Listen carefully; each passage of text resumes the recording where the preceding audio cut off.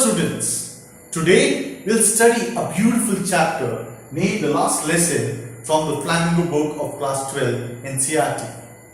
The author of this chapter is Alfonso Daudet from France. But before starting, I'd like to request you to kindly like and subscribe my YouTube channel, and don't forget to press the bell icon so that you may receive regular updates which might help you in your studies.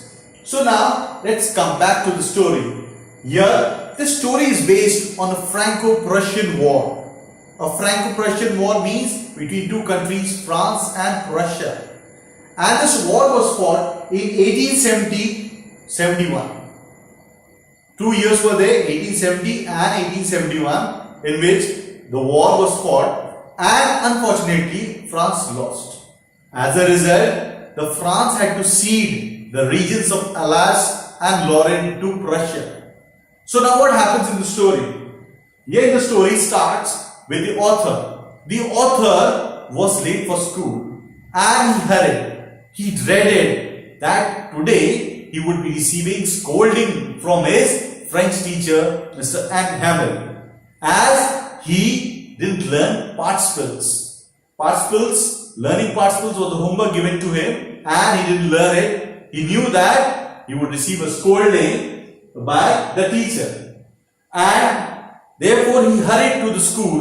And when he reached the school, he found that there was complete silence, and surprisingly there was no commotion in the school which he had not witnessed earlier. Then what happens? When he reaches his class, he saw his class teacher Hamel in beautiful green coat, and also the village elders, they were sitting back at the empty back benches of the classroom. So he understood that today there was a special event. And when all had assembled, the teacher started with his lesson. But before starting the lesson, he gave a very important announcement. He made an important announcement. The announcement was that it would be his last lesson. Why it would be a last lesson? Because an order had come from Berlin that from now onwards the French language would no more be taught in the schools of Alsace and Lorraine region, and only German language would be taught. So it was the last lesson of the students. And then what happens next? The teacher asked the author to recite some words in French, and unfortunately the author, he faltered. He failed to do so. The teacher didn't scold him, but he pointed out. He pointed out that the real trouble was us putting off the learning for tomorrow. We don't learn. We put off the learning. We say that we'll learn it tomorrow, day after tomorrow, and that tomorrow never comes. And therefore, there's no learning. So that was the real trouble which the teacher thought was behind the author not learning the French language. Then what happens next? He remarked, the French teacher Hamel remarked that the French language was the most beautiful language in the world, the most logical language in the world.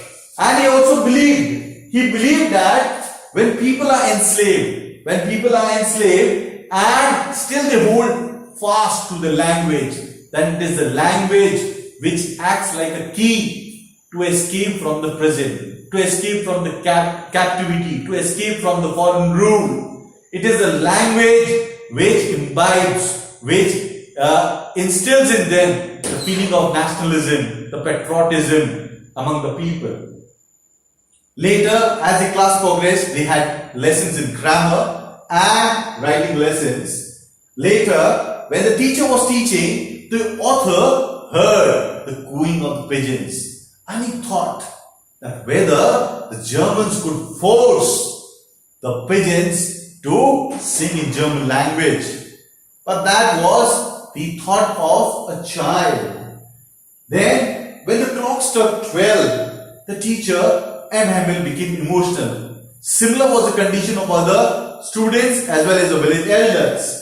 The teacher wrote "Viva la France" on the blackboard. That means long live France, and the class was dismissed for the day.